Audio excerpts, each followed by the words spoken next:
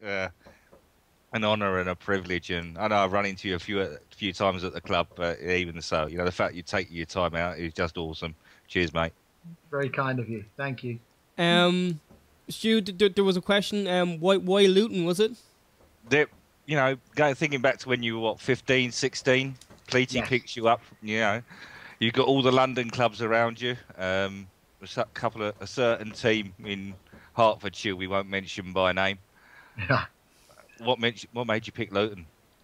I guess it, I'd like to say it was a situation whereby I had all those choices to make and then ended up choosing Luton. But the truth of the matter was, back in that time in the mid 70s, early 70s, very few black players were afforded the opportunity to go to clubs, even to trial or to try out. So I guess in terms of the Luton scenario, I was fortunate. Again, as you rightly say, I had Queen's Park Rangers that were on the doorstep, Arsenal not so far away, Tottenham not so far away, but yet still it took a game against a school side from Hitchin, whereby the three Luton coaches were there.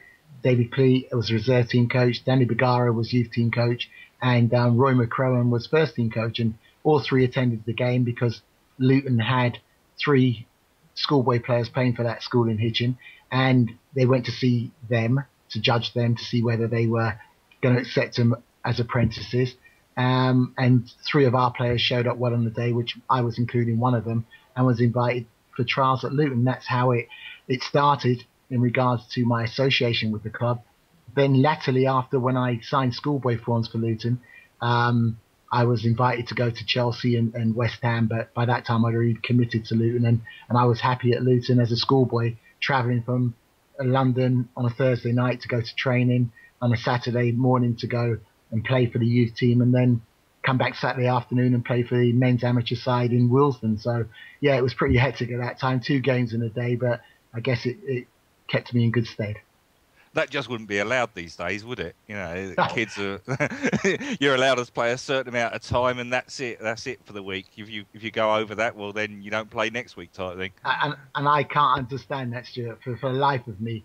I know school it was meant to be a foundation for your educational life after school and preparation for life when you've left school, but I can remember playing 4 afternoons a week at school, plus 2 games on a Saturday, maybe 1 on a Sunday with my mates on a Sunday league side. So in terms of burnout and all those factors that people throw around, I don't really subscribe to that. Do you think and you were playing on full-size pitches as well?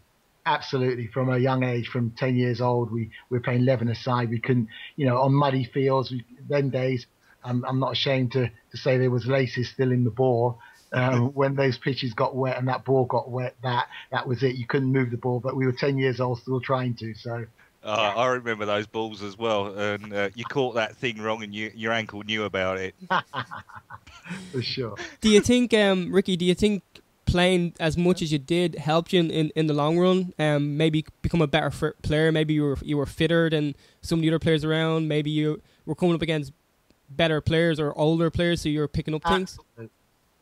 Yeah, without a doubt, I would not change my youth and my upbringing in terms of what I was exposed to from an early age. I had an older brother, which always helps. He's a couple of years older, nearly 3 years older, and obviously, those days you had to amuse yourself. Society wasn't as it is now in terms of all the other things that you have to kind of take your mind off of football or away from football. So all my life was consumed with playing football. One of my early experiences of success as a player, I guess, would have been I was in the Boys Brigade, and we played in the London Evening News tournament, which was the whole of London for all the Boys Brigade outfits throughout London, and the Evening News sponsored it, and it was an under-14 competition. I was 10, and we managed to get to the final. We had different heats in our local heats, and then we had to go out and to North London and then East London, and it got to the final. It was at a Metropolitan Police annual event, 10,000 people there at Wembley Arena, and we played like a guest game. I guess it was a showpiece game for 7.5 minutes each way. It was. I managed to score the goal. We won 1-0, and I played with my brother. It's the only time that we really played in a side that's won something, because he was that many years older than me. But that kind of showed me, okay, I'm not so bad at this kind of game. And as you rightly say, I could hold my own at, that level as a 10-year-old playing against 14-year-olds in some cases. And then when I moved to secondary school, I played for the under-19s when I was 13 and 14. And again, physically, I may not have been able to match them, but I was used to going to the park and playing 20-a-side or 15-a-side with guys that I didn't realize at the time, but they might have been 22, 23. And I was never feared or frightened of it or intimidated by it. I just had to sharpen my football ability up so I could be on the pitch with them. That's unbelievable to think at that age you were playing at such a higher level, because you think nowadays, and it's like 17, 18, you break into a team, and even then people are saying, oh, they need to mature and they need to play with players their own age. And I know the England under-21 is a big topic at the moment, with some of the players apparently saying they didn't want to play for the under-21s. But you seem to be a perfect example of, it doesn't matter how old you are as long as you're good enough. And I think you play against guys that are superior in terms of fitness and in strength. You have to work out some other way to defeat them.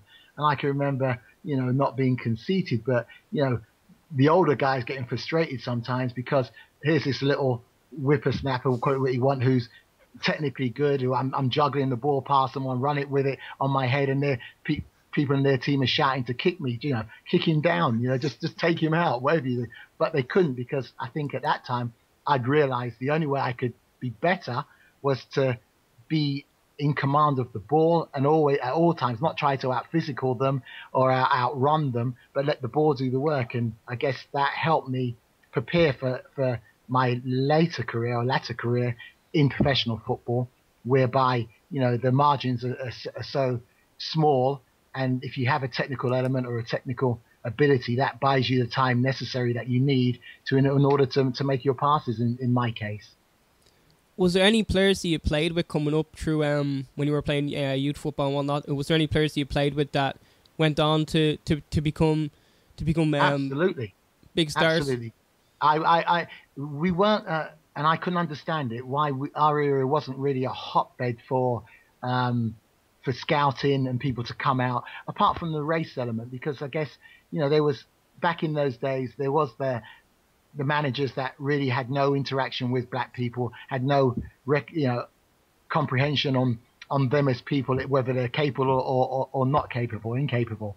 And I think that played a big part, particularly at first team level, and then it goes down to reserves and it goes down to youth team. And, as I mentioned, I grew up in a really nice area, which was Brent in London, really cosmopolitan, really well mixed, and had some great players before me. I grew up looking in awe at some of the players that I used to go and watch when I wasn't playing, but they were never invited to a professional club. My brother was left-footed, played similar to Liam Brady, and really, really intelligent footballer, could make a pass, could buy time for himself, could, really control the pace of the game, was never invited to a football club to come and have a trial. So from that aspect, I kind of looked and thought, okay, am I going to get the opportunity ever to get an opportunity, no matter how good people claim I am or not?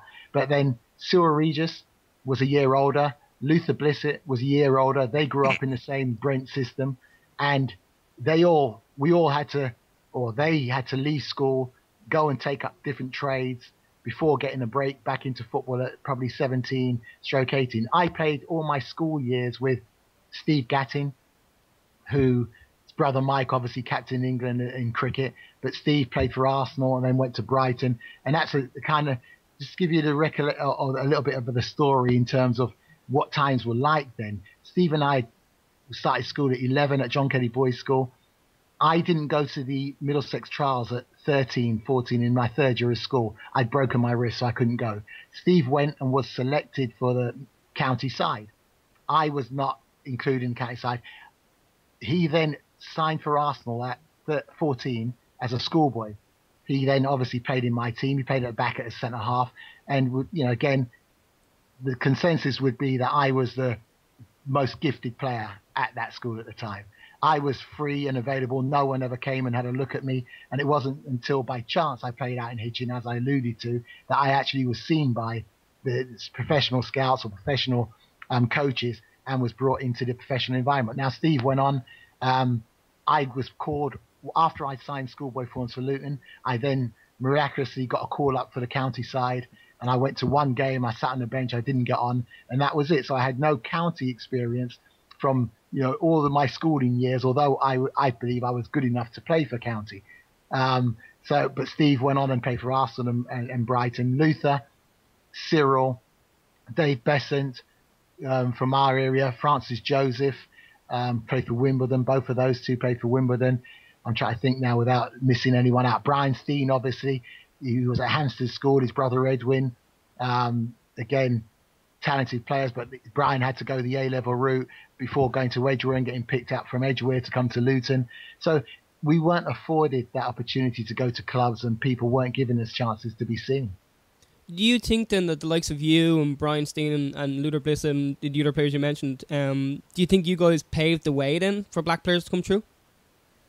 I think to where we are at this moment in time, without a doubt, I before our time, when I joined Luton in 75, I was told, well, latterly it came to me that there were 4 black players playing in professional football out of 92 professional clubs at that time. I think Cess Pod was at Bradford, Tristan Benjamin was at Notts County, Notts County.